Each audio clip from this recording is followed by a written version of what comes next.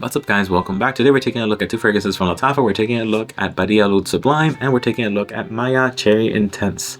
Or Mayar Cherry Intense. Let's start with Badee Al Oud Sublime. So let's take a quick sniff of this and talk about it. As you guys know, I don't just give first impressions. I've worn this before and I've tried it before I talk about it. So I don't just do first impressions, I do wear and everything. What I'm getting is apple candy, pure apple, fake apple candy. Apple flavored Jolly Rancher, apple flavored Airhead, apple flavored whatever. Just pure appley goodness. 100% that's the first initial smell and it keeps that for a while. But that scent is, I honestly like it. It's a beautiful little apple scent. I have no qualms about fake fruit scents. I kind of like those scents. It's a beautiful apple scent with other flowers coming in and other sweetness coming in. So it's like apple with a flowery note and then sweetness kind of supporting it. But it's such an interesting, strong apple scent. The bottle is the typical Badee Al Oud bottle, but red. And the spray, I believe, is a decent spray. So let's take a look at that.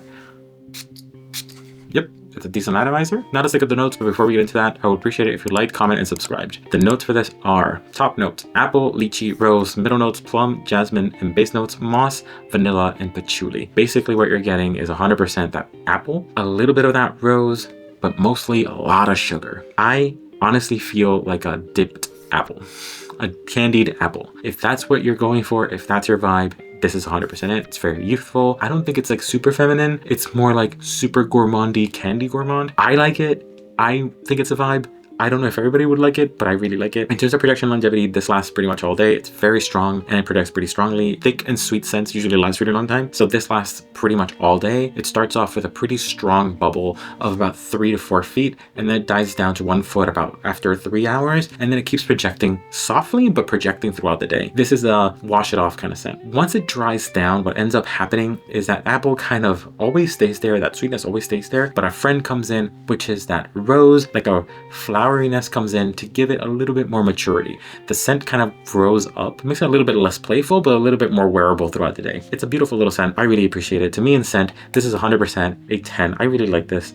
Even if you didn't like it as a wear it on yourself scent, I think this would be a good room spray kind of scent. I really like it. In projection, I think it gave it like a 9 or a 10. To me, this is a 9.5 overall. I really enjoy the scent, but again, I'm a sucker for sweet scents. I'm a sucker for gourmands. I haven't met a gourmand I didn't really like, except maybe one, but overall, great scent. I really enjoyed it. Mayar Cherry Intense. Let's take a quick sniff. It starts off with a fruitiness that I can't really identify. To me, I thought it was melon, but it says cherry here. I'm not getting super cherry. I'm getting, it feels almost like melon or strawberry or something, a softer fruit, right? A softer smelling fruit. Cherry is very intense in scent, right? You can immediately pick out cherry, but I'm not getting that super cherry scent. I'm getting more of a softer fruit, and then it's immediately followed by a base of, I think it's amber, that is really pretty. It kind of warms it up a little bit. It kind of makes it a little bit more mysterious and mature. This is a very nice little scent. Most cherry scents are never just cherry. They kind of like add other stuff to it to make it more mature. It's so weird. It's like, where are the cherries at? Overall, this is a good scent at the start. It just tricks you into thinking it's gonna be a cherry scent, but it's like a soft red fruit, whatever it is, and based with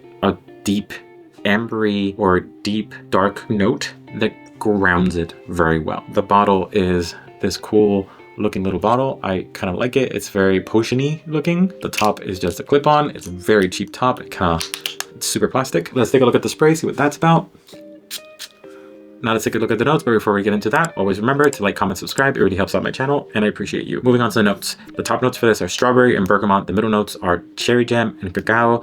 And then the base notes are vanilla, amber, and patchouli. Basically, I think what I'm getting here is mostly a strawberry-ish note. I think the cacao and patchouli are kind of working together with that amber to kind of base it a little bit, to bring it down, to chill it down. And it's like a very soft, very mellow, very chill strawberry scent rather than a cherry scent. It's a good scent. At dry down, this kind of becomes very soft, very chill. It's one of the least projecting cherry scents I have. It just becomes a very intimate bubble. It always projects around 1 or 2 feet. That's it. It is not a monster. This is not even close to being a monster, not a beast. This always projects 1 or 2 feet. It lasts maybe about 4 hours and then it's gone. This is one of the weaker Lattafa offerings in terms of projection and longevity. It's a decent little scent for closed environments. I enjoy it. It's so subdued, so understated, so subtle. I think it would play well with people who don't really like aggressive scents. It's a sophisticated little scent. It definitely leans female. I would give this scent maybe an 8. Projection longevity, I would give it like a 6. It's terrible in projection longevity. Overall, it's a 7, but don't get me wrong, that doesn't mean bad.